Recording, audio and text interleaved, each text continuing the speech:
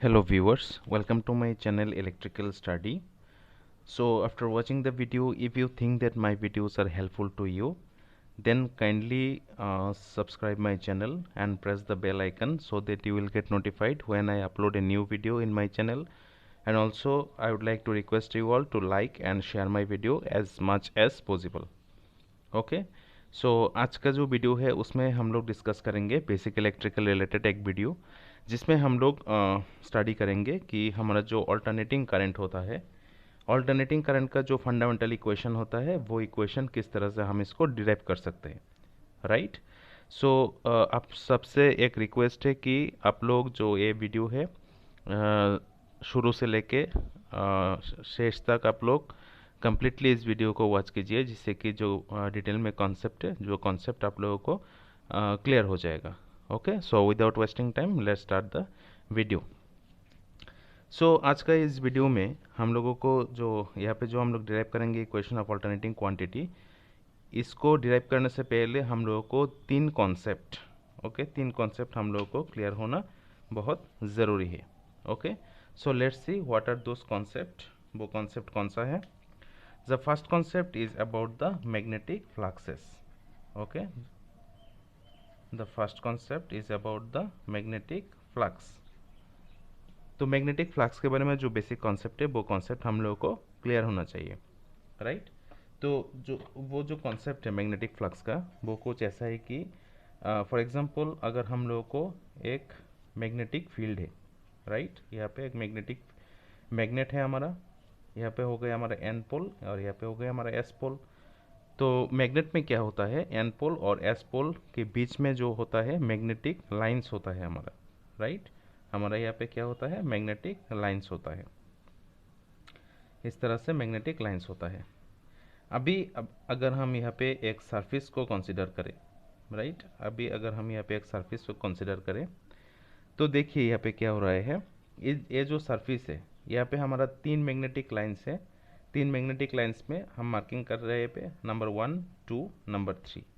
So out of this 3 lines second number line जो है वो हमारा सरफेस से परपेंडिकुलर है, राइट। यहाँ पे जो है सरफेस से 90 डिग्री एंगल में है। ओके, सो यहाँ पे जो मैग्नेटिक फील्ड है, हम लोग इस मैग्नेटिक फील्ड का जो डेंसिटी है उसको हम बी वेक्टर से डिनोट कर सकते हैं, राइट, वेक्टर बी से डिनोट कर सकते हैं। और यहाँ पे हमने जो सरफेस लिया है वो सरफेस का जो एरिया है उसको हम ए से डिनोट करेंगे।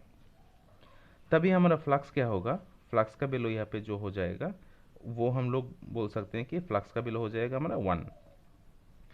सो 1 मीन्स एक ही लाइन जो है मैग्नेटिक लाइंस वो जो हमारा सरफेस है उससे परपेंडिकुलरली अलाइन हुआ है, राइट।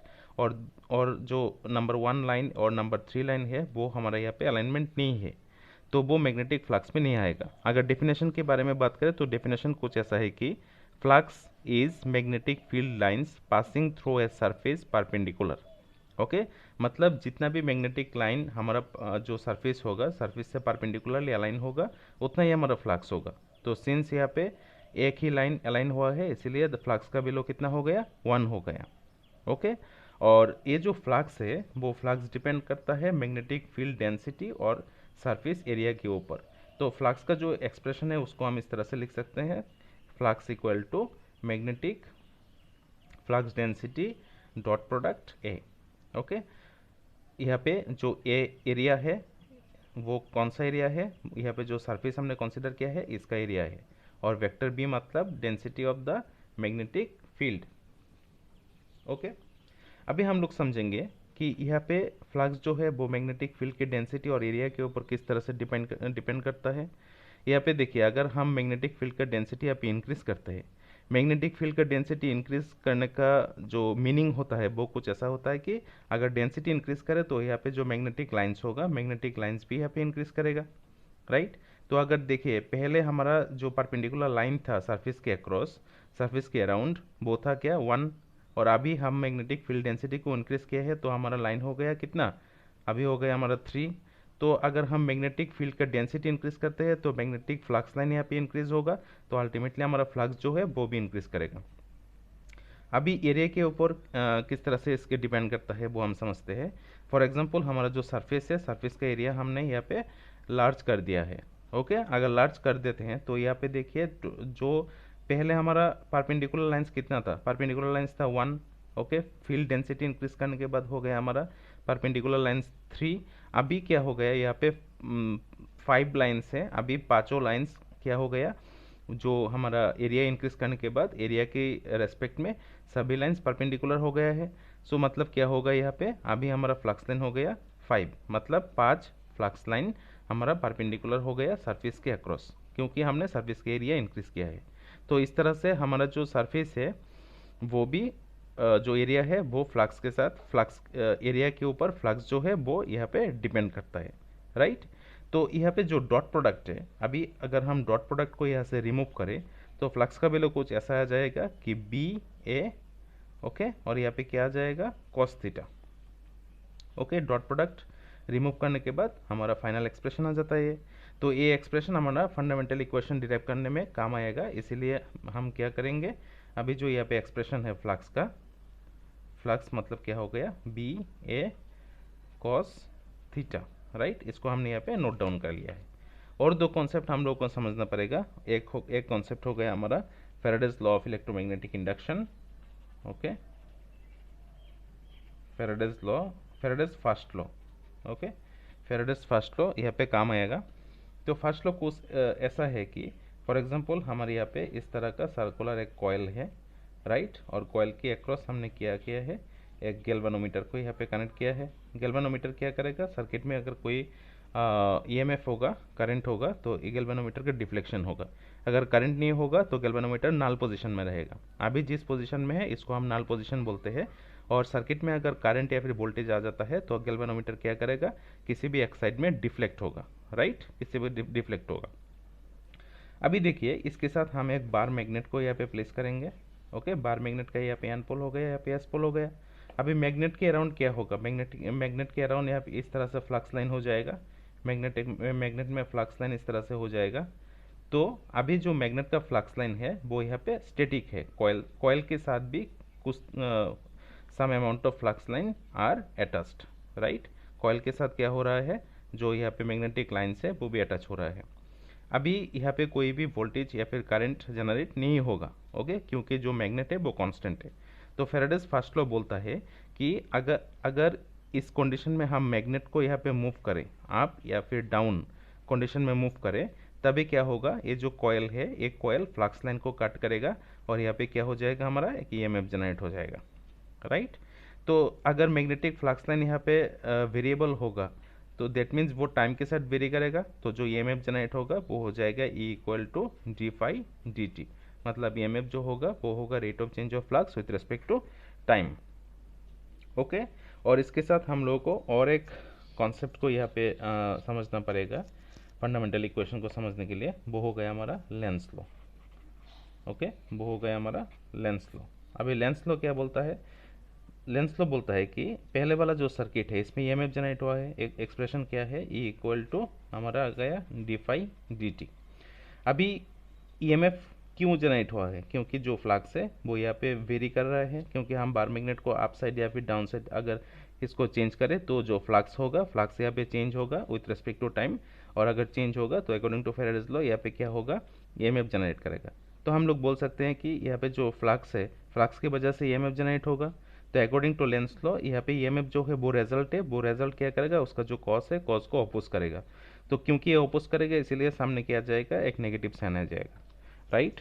सो यहाँ पे हमारा ये जो एक्सप्रेशन है, ये एक्सप्रेशन पे हमारा डेरिवेशन में काम में आएगा, जो कि है E equal to minus D phi D T. Okay, by using this two equations we can derive the expression of fundamental expression of AC quantity. तो हमारा जो डेरिवेशन है अल्टरनेटिंग क्वांटिटी का जो इक्वेशन है वो उसका एक डेरिवेशन हम स्टार्ट करेंगे, लेंस लॉ का जो इक्वेशन हमने यहाँ पे नोट किया है उससे स्टार्ट करेंगे। तो वो इक्वेशन कुछ ऐसा है कि E equal to minus D phi D T, और फाई का वैल्यू हम लोगों को पहला वाला इक्वेशन से मिल जाएगा। तो फाई का जो वैल्यू है वो हम पहला इक्वेशन से यहाँ पे पुट किए हैं, right, B A into cos theta.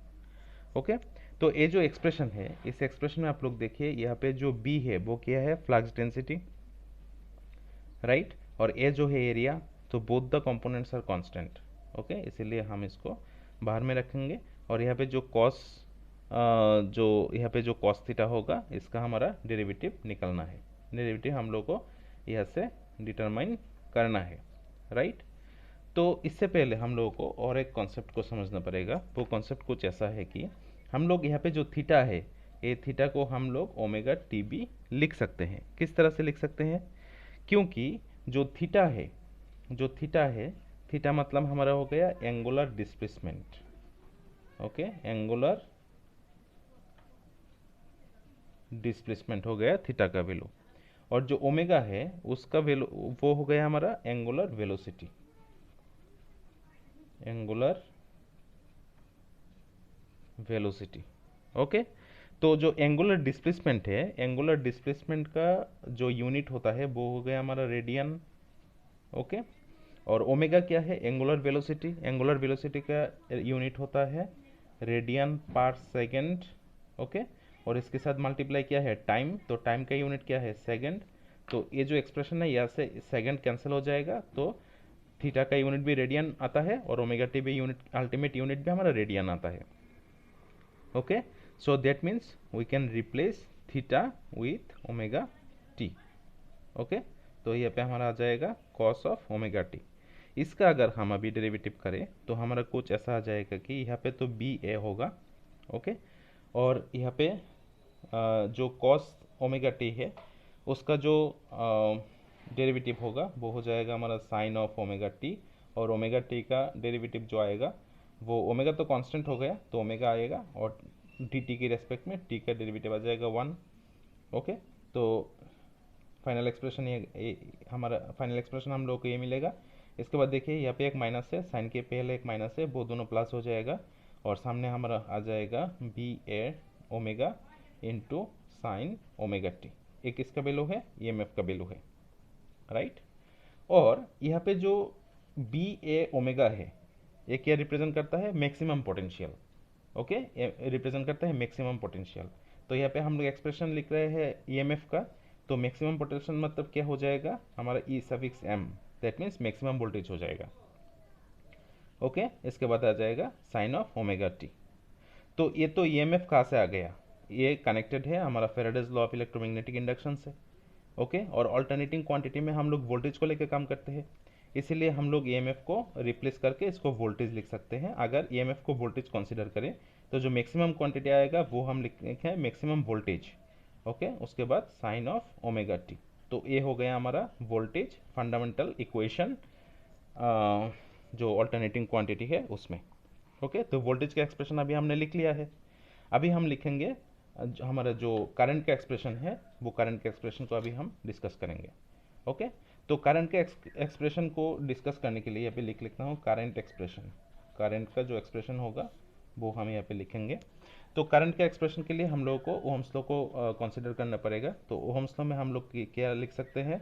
V equal to I into R, right. और हम लोग लिख सकते हैं इसको I equal to V by R भी लिख सकते हैं इसको, राइट। तो हमारा जो यहाँ पे जो एक्सप्रेशन आता है, I का एक्सप्रेशन आता है, उसको हम क्या लिख सकते हैं? I इक्वल टू V, मतलब हमारा क्या आ गया यहाँ से? V का एक्सप्रेशन हमारा है V M sine omega T by R, right. मतलब यहाँ पे जो वोल्टेज इक्वेशन है इससे हम लोग वोल्टेज का वैल्यू, V का वैल्यू हमने यहाँ पे इंसर्ट कर दिया है, राइट। V का वैल्यू हम यहाँ पे रिप्लेस किया है, V का वैल्यू हमने रिप्लेस किया है V M sine omega T से, ओके। अभी एक चीज़ यहाँ पे देखिए कि ये जो ओहम्स लॉ का एक्सप्रेशन है, ये जो ओहम्स लॉ का एक्सप्रेशन है इसमें इसमें करंट का वैल्यू हम लोग को क्या मिलता है? I equal to V by R, right. और यहाँ पे जो एक्सप्रेशन है इसको हम लिख सकते हैं I equal to V M by R into sine omega T, right. तो ओहम्स लॉ का एक्सप्रेशन हम लोग को क्या मिलता है? I equal to V by R, okay. अभी यहाँ पे R तो कांस्टेंट हो गया और वेरिएबल करंट और वोल्टेज क्या है? हमारा वेरिएबल क्वांटिटी है। तो अगर करंट को हमने मैक्सिमम करंट कंसीडर किया तो यहाँ पे जो वोल्टेज वेरिएबल है वो भी मैक्सिमम हो जाएगा, राइट। अभी यहाँ पे जो एक्सप्रेशन है इसको अगर हम यहाँ पे पुट करें तो जो करंट का वैल्यू होगा यहाँ पे वी एम बाई आर हो गया। वी एम बाई आर को हम रिप्लेस कर सकते हैं आई सफिक्स एम से, तो यहाँ पे हो जाएगा I suffix M into sine of omega T. Okay, तो ये हो गया हमारा करंट का जो एक्सप्रेशन हो गया fundamental equation for alternating quantity. Alternating quantity में दो क्वांटिटी आता है, एक होता है वोल्टेज, एक होता है करंट। तो हमने पहले वोल्टेज का एक्सप्रेशन को डिराइव किया है और अभी हम लोग करंट का एक्सप्रेशन को डिराइव किया है। तो I hope all of you have understood the each and every steps of the derivation. Still you have any queries you can ask in comment section. और अगर वीडियो आप लोगों को अच्छा लगा है, ईच एंड एवरी स्टेप आप लोगों को समझ में आ गया, तो वीडियो को लाइक कीजिएगा और उसको जितना ज़्यादा हो सके शेयर कीजिएगा। Okay, thank you for watching.